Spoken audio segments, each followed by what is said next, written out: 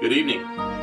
We begin tonight's program with this passage from Mark's Gospel. And on the first day of unleavened bread, when they sacrificed the Passover lamb, his disciples said to him, "Where will you have us go and prepare for you to eat the Passover?" And he sent two of his disciples and said to them, "Go into the city, and a man carrying a jar of water will meet you.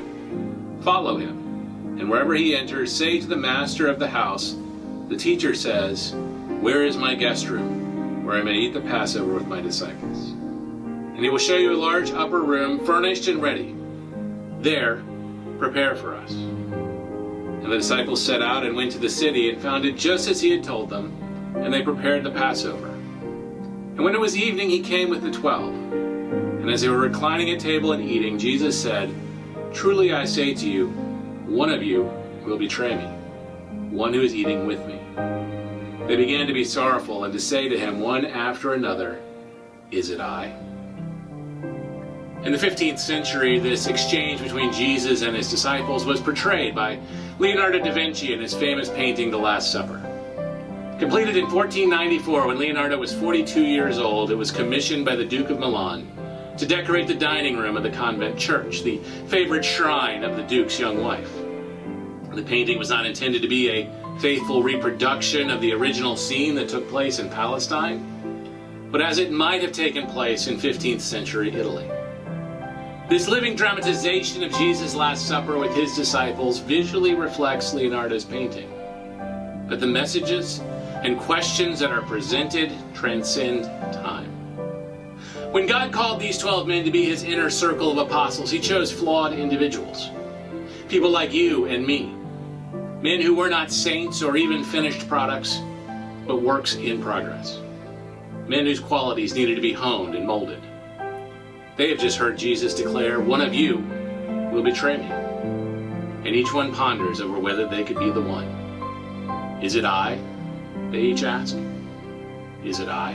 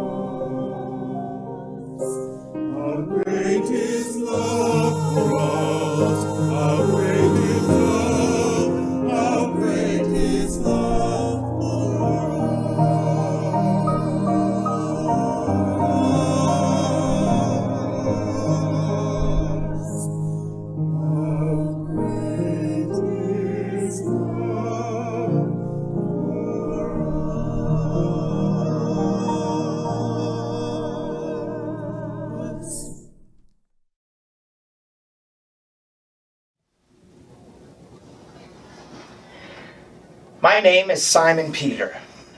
One day, my partners and I were cleaning our nets after a long, hard night at sea.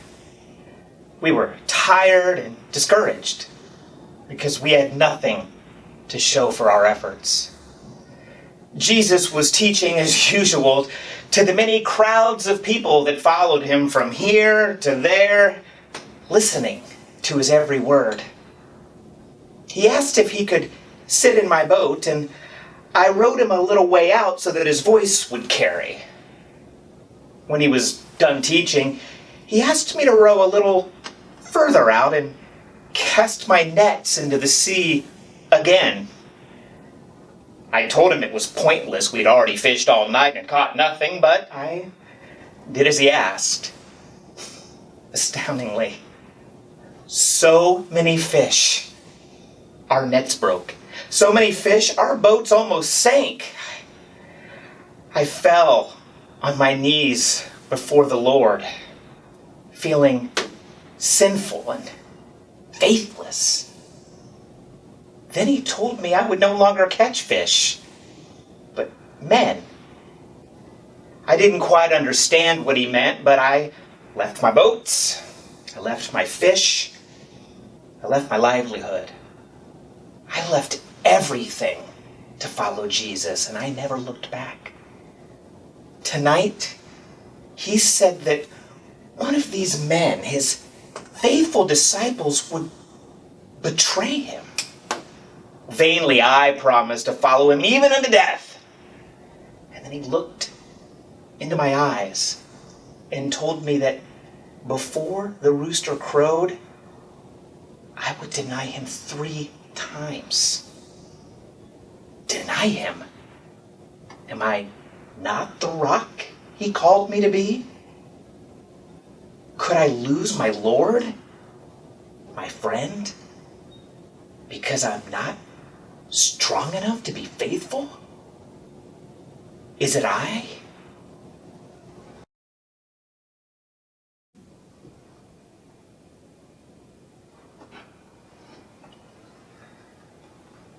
I've been known as Simon's little brother Andrew since the day I was born. Years ago I left the fishing business to follow that fiery preacher, John the Baptizer. He was anointed by God to prepare the way for the long-awaited Messiah. And now I follow him. I love to bring people to Jesus. I brought my brother Peter to the Lord, and I've watched him grow and become a strong leader among us. And then recently I brought that little boy, you know, the lad with the 5 loaves and the 2 fish, to Jesus. I've even brought Gentiles to the Master because he's open and loving to anyone who's searching for the truth. But Jesus has enemies in high places, enemies that would love to silence him or even see him die. And now he speaks of a betrayer in our midst. Oh, please don't let it be me that brings sorrow to my Master. Is it I?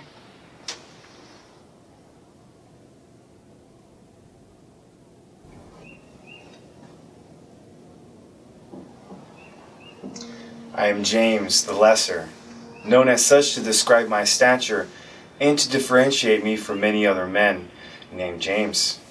Since joining Jesus' group of followers, I have seen the most miraculous things. Jesus has the power to calm the sea.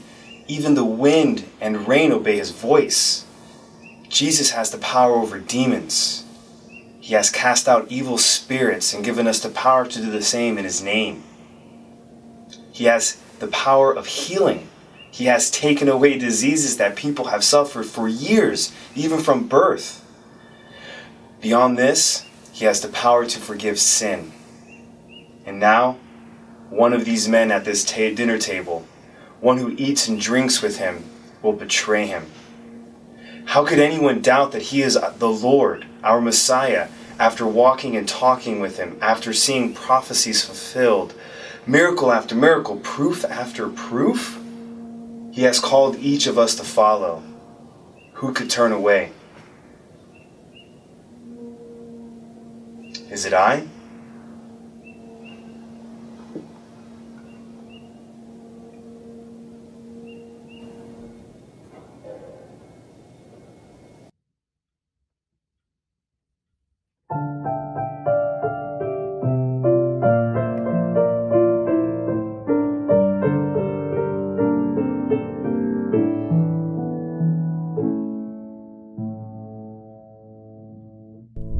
Is it I?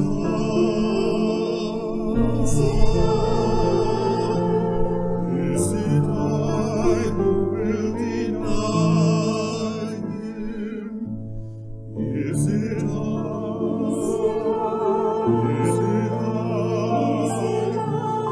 Is it I who will deny him tonight?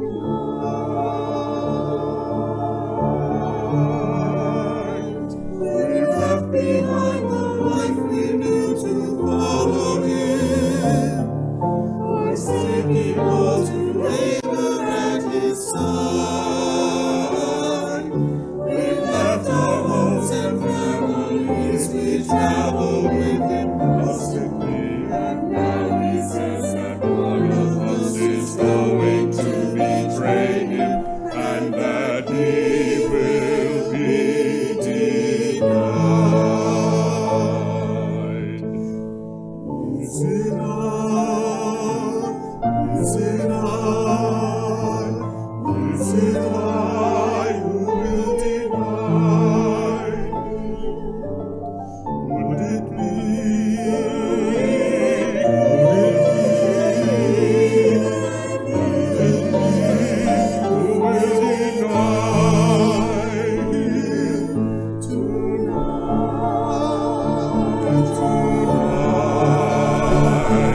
To each of us he's been the true Messiah, fulfilling every promise prophesied. We've seen firsthand what he can do.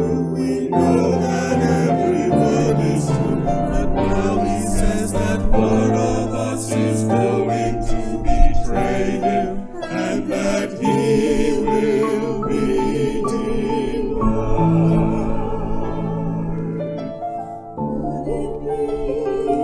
Would it be either he who will deny him? Is it I? Is it I?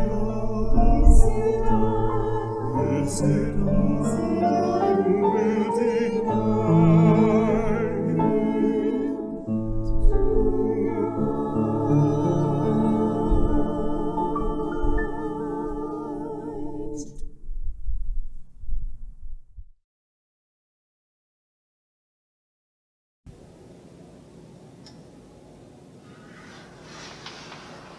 My name is James.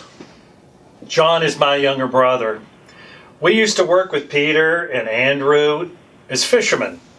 Jesus called us to follow him on the same day that he called Peter.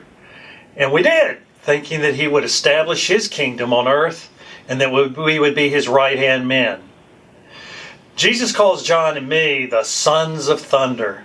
Actually, we're the sons of Zebedee, a rich and powerful man in this community who is a personal friend of some of the more influential religious leaders.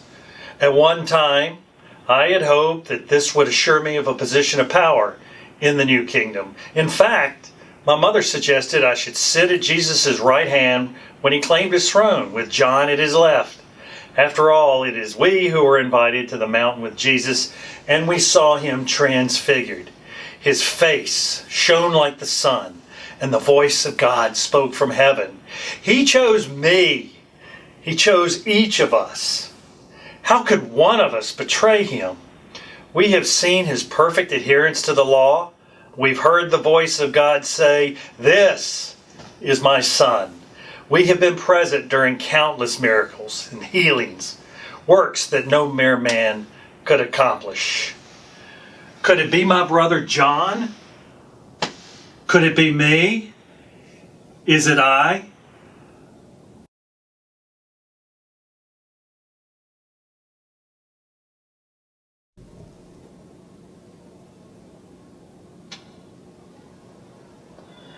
I am Matthew, and before I became a disciple of Jesus, I worked for the Roman government collecting taxes. And I used to take advantage of a perk of that profession by skimming a little off the top for my own personal use. But after listening to Jesus, I have come to realize that I have sinned against my neighbors. I took advantage of those people. My own people. I cheated them. I became wealthy by stealing their hard-earned wages and goods. I hoarded for myself earthly treasures instead of seeking eternal ones. But now, my heart has changed because of Jesus. In fact, I even threw a huge feast at my home and invited many who worked with me in that corrupt organization to come and meet Jesus and perhaps be changed by him as well. But now, he speaks of a traitor among us. Will the others suspect me, a known publican, a sinner? Lord, is it I?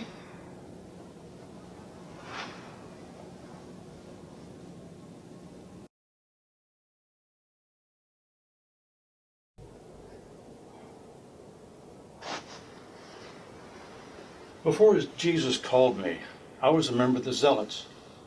We believe in God, and that God alone rules over this holy nation of Israel.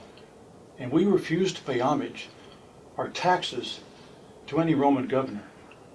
It goes against my nature, but Jesus teaches that God ordains all powers and governments on earth, allowing them to rule over us.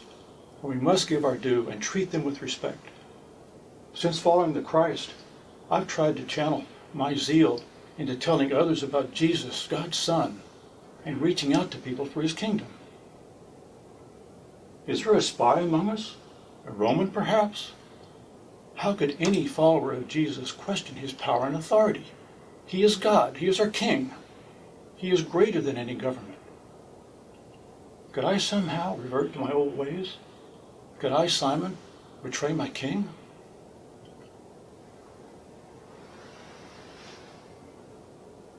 Is it I?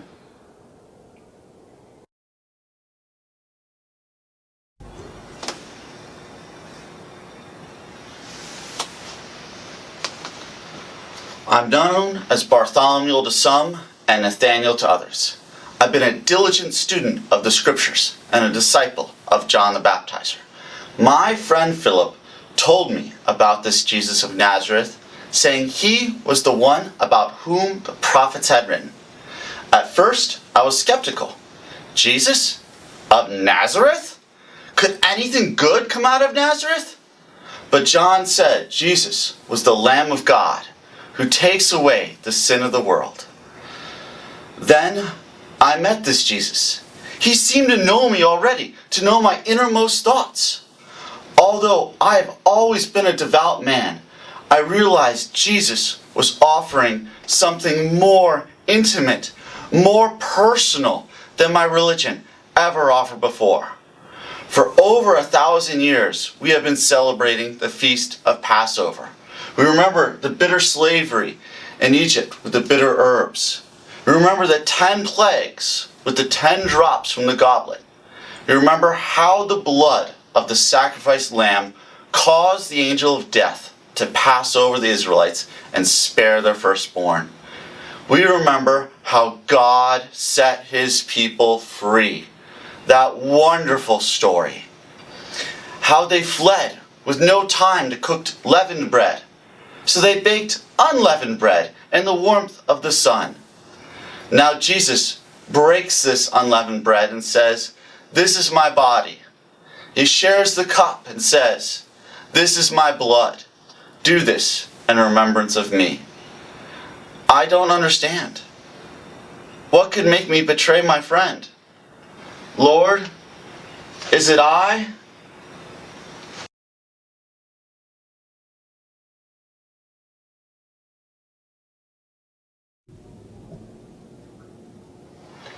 My name is Philip. Jesus came to me one day when I was working and said simply, "Follow me." I spent an entire day with him, and I was convinced this is truly the promised one. It has taken some time for me to understand that this man, this fulfilled promise, is actually God, here among us. Recently, thousands of men and women and families were sitting on the hillside, listening to him teach. Jesus asked me where we could buy bread and feed them all. At once I thought only of the actual physical cost of such a venture, why our treasury does not hold such funds. I gave no thought to the people's discomfort or to the possibility of a divine miracle. But Jesus, oh Jesus, took 5 tiny pieces of bread and 2 tiny fish, prayed over them, and broke them into pieces. He fed thousands, and we collected 12 baskets full of leftovers. God here among us. Who would deny the promised one, this divine presence in our midst? And to whom would this person deliver Jesus? To the vain and arrogant priests who refuse to believe God has kept his promise? Or to the pagan Roman government that fears a rival ruler? Could any of us forget his power, his compassion? Could I forget? Is it I?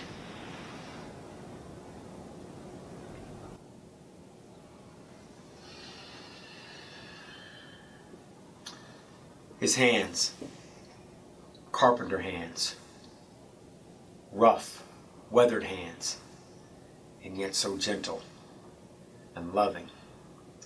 His hands reached out and touched a leper, and the disease was erased from his body. His hands reached out and touched Peter's mother-in-law, and her fever disappeared. His hands reached out and lifted Jairus' daughter from her deathbed. His hands opened the ears of the deaf and the eyes of the blind, and mended the bones of the lame. Countless infirmities, illnesses, deformities, gone. His hands reaching out, blessing little children when others would have turned them aside. His hands reached down, rescuing Peter out of a churning sea that would have swallowed him. His hands blessing, breaking bread, folding in prayer. Such simple gestures, and yet so profound.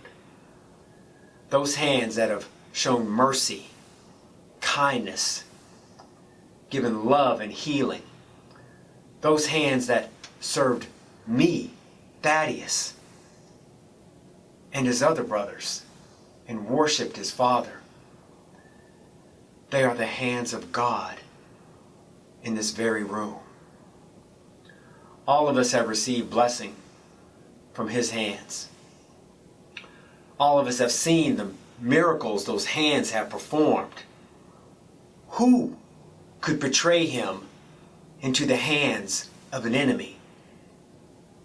Will I, Thaddeus, betray you? Is it I?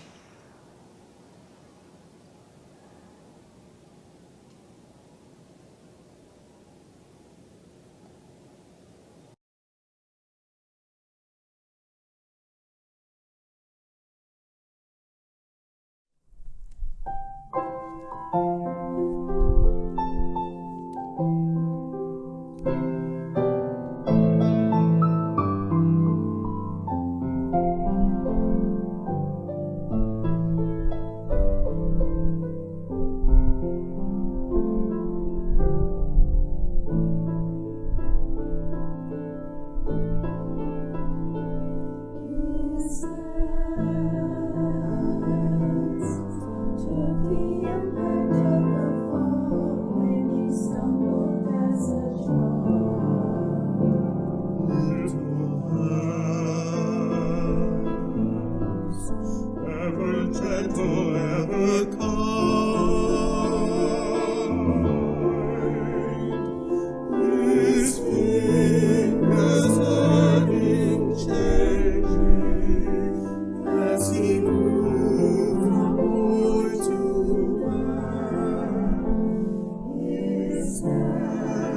flesh and blood, yet divine.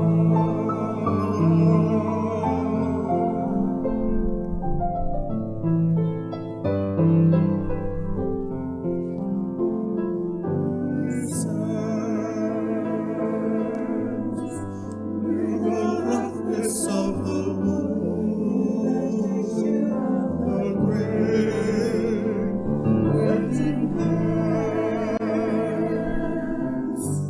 He was driven every road.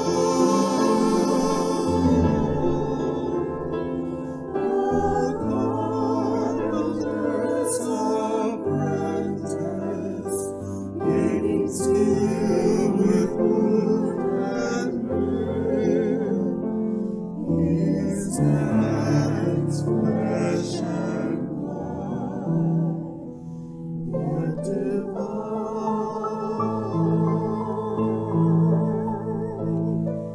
His hands was the bread, and the multitude was fed. His touch did no water into wine.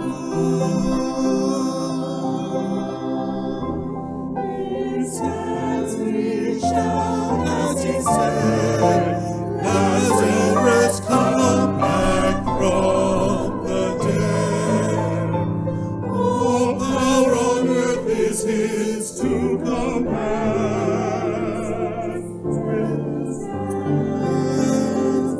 His hands,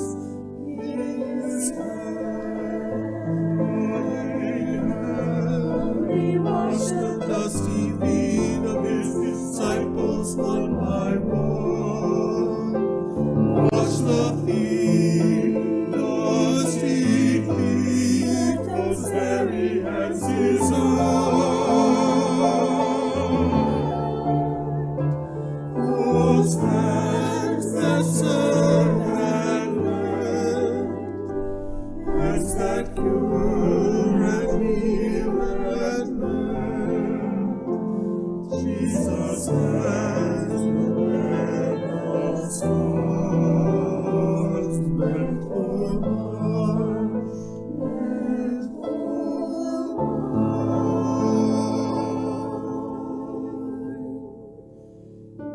His hands, flesh and blood, yet divine.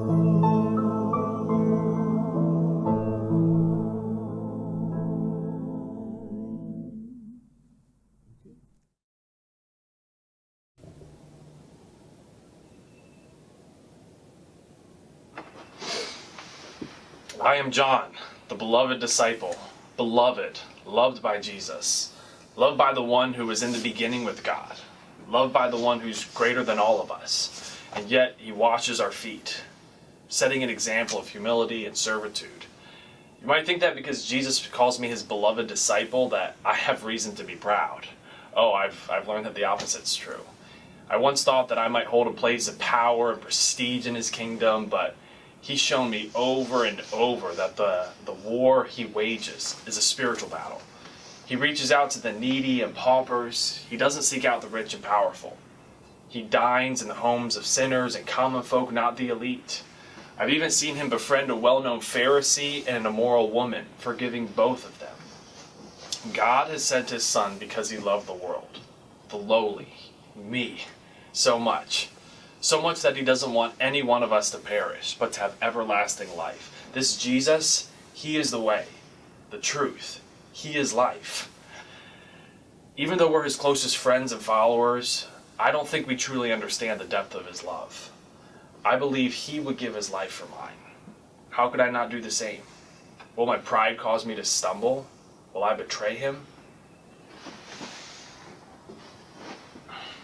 Is it I?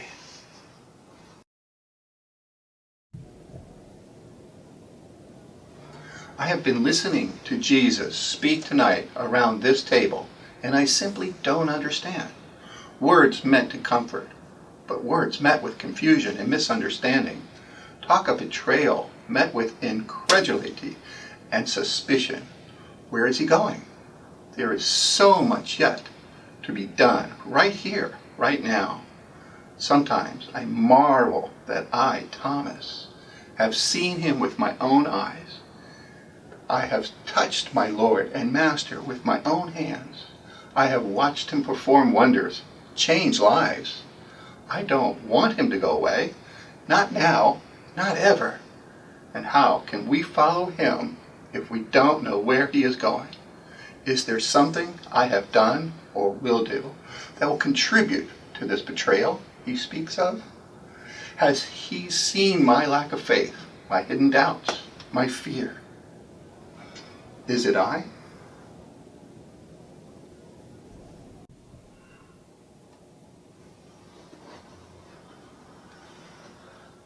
All the others came from Galilee.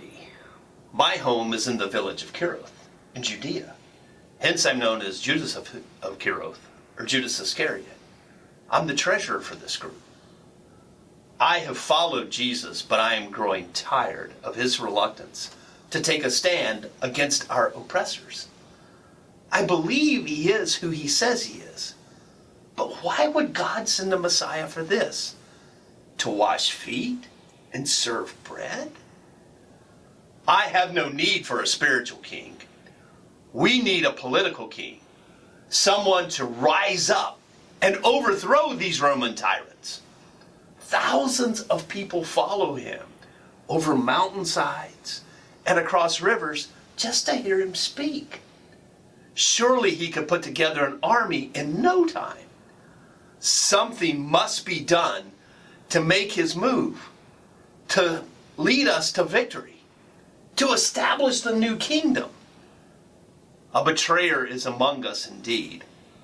All these men look at one another suspiciously around this table, wondering, guessing, accusing.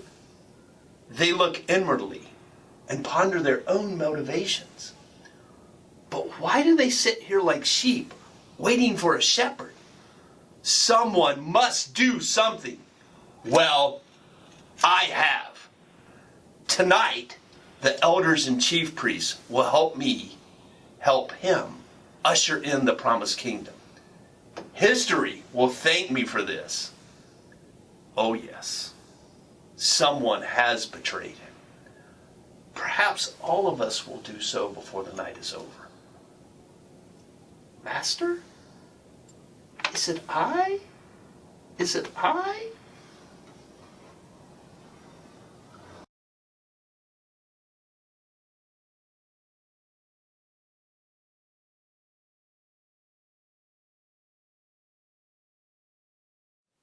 During the course of this Last Supper, all of the apostles have asked, "Is it I, Lord?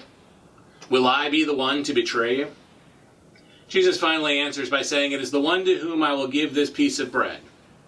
Then dipping the piece of bread, he gave it to Judas Iscariot, son of Simon. As soon as Judas took the bread, Satan entered into him. "What you are about to do, do quickly," Jesus told him. As soon as Judas had taken the bread, he went out.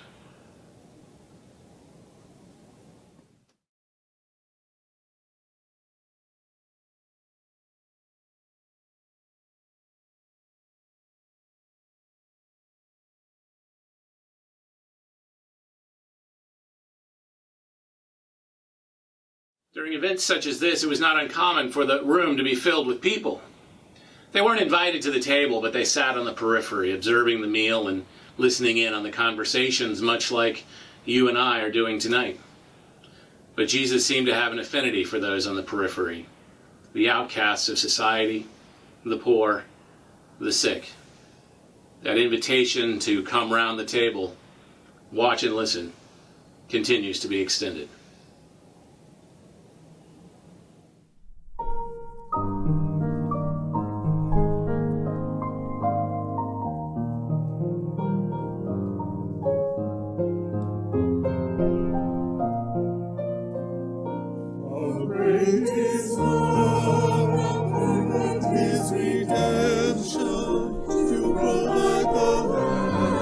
His precious Son to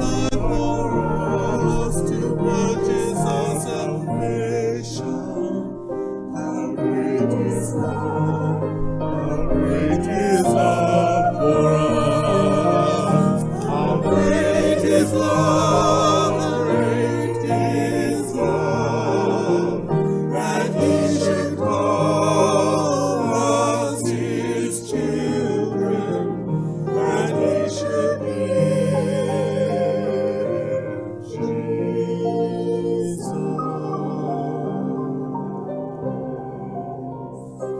How great is love for us, how great is love, how great is love for us,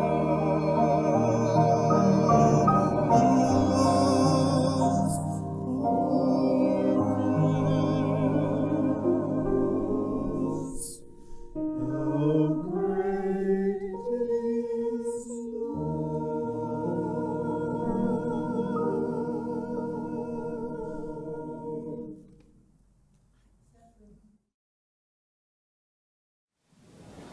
After the meal, they all went to the Garden of Gethsemane to pray. While there, Judas led temple guards to Jesus. They took him and beat him, then put him through the mockery of a trial. He was condemned to die. They crucified him on a cross. The other disciples continued in the faith until their death. Bartholomew, or Nathanael, is said to have traveled with Philip in taking the gospel message to Asia Minor in what is now Turkey.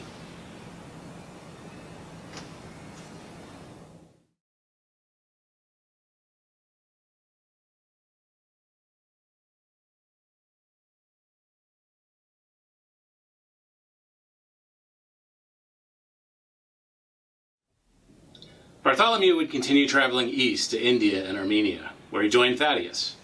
According to the historian Hippolytus, he would eventually be killed, crucified upside down, and is said to have been buried in the Armenian town of Elaine, on the coast of the Caspian Sea. Philip was with Bartholomew in Asia Minor when they had opportunity to heal the wife of a Roman proconsul in the town of Hierapolis.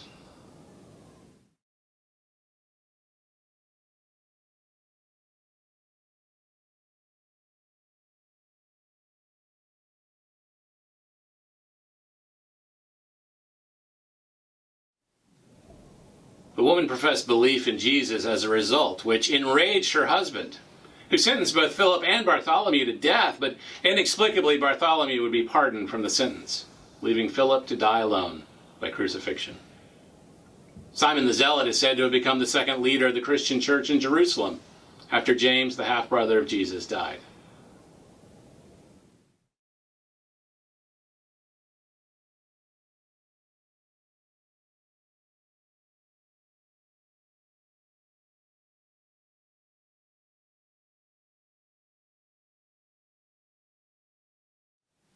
He's also reported to have made missionary journeys throughout northern Africa, Mauritania, and even into Britain.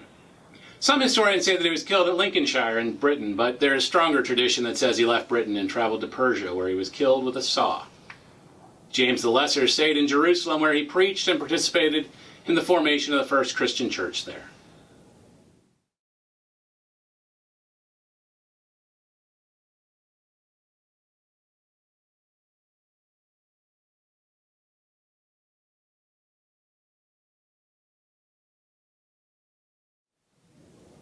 There are some reports that he ministered to the Syrians and became the first leader of the Syrian church. He died in Jerusalem, though. He was stoned to death. Thaddeus was one of the first of the disciples to leave Jerusalem and take the message of the gospel to the ends of the earth.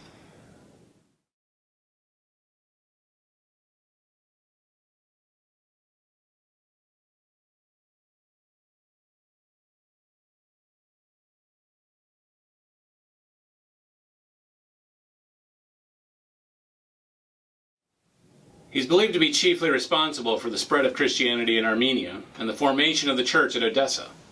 Hippolytus reports that he was crucified at Odessa. Others report that he was killed in northern Persia, which is now Iran. Andrew would eventually take the gospel to the Scythians in the foothills of the Caucasus Mountains, which is the country of Georgia today, and to the Thracians in what is now Bulgaria and Turkey.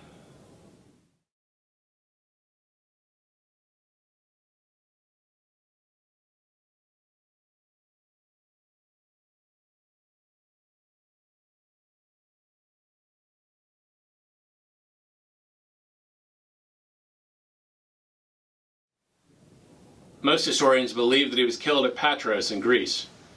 It is said that he was suspended on an olive tree that was X-shaped. Hence the term St. Andrew's cross is used for any cross that is X-shaped. Matthew would eventually travel to Persia, and there is a tradition that he went to Ethiopia in Africa.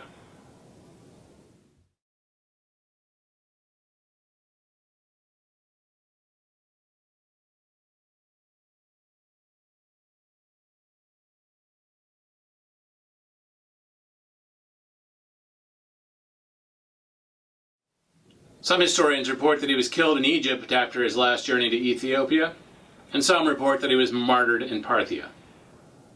Peter is responsible for the formation of the Christian church in Jerusalem.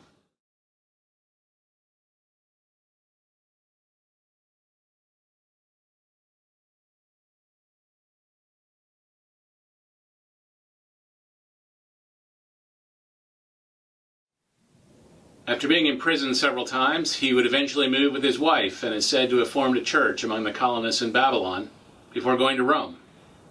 Nero is reported to have put both Peter and his wife to death there.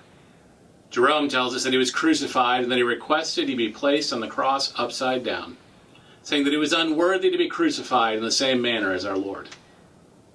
John would eventually become the head of the church at Ephesus, but would have influence over Christian groups throughout modern-day Turkey.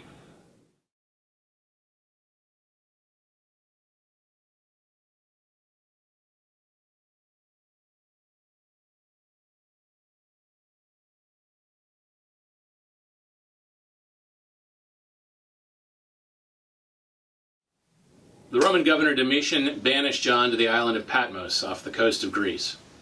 Most historians believe that he eventually returned to Ephesus as an old man and was the only disciple of the original 12 to die a non-violent death. James, the son of Zebedee, would travel to Judea to preach the gospel and be one of the first of the remaining disciples to lose his life.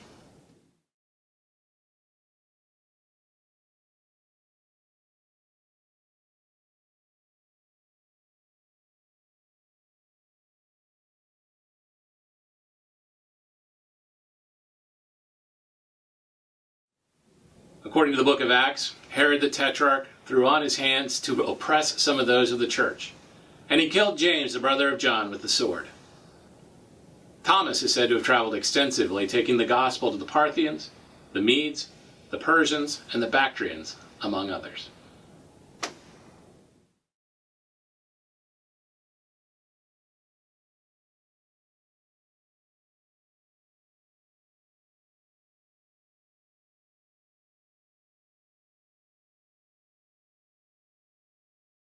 Traveled as far as China. He's credited with the formation of many early Christian churches. He would eventually be killed in India by a pagan priest who became enraged over his preaching and thrust him through with a pine spear. After encountering the resurrected Jesus, it was their belief in Jesus that motivated these ordinary men to ultimately live extraordinary lives by the power of the Holy Spirit. It was their belief that he was the Son of the living God that led them to sacrifice their livelihoods, their families, and their very lives. They believed that he was the Messiah, the perfect Lamb of God who knew no sin, yet took upon himself the sins of all mankind. They believed that through Jesus, they and all generations of disciples after them might be redeemed to stand worthy before God.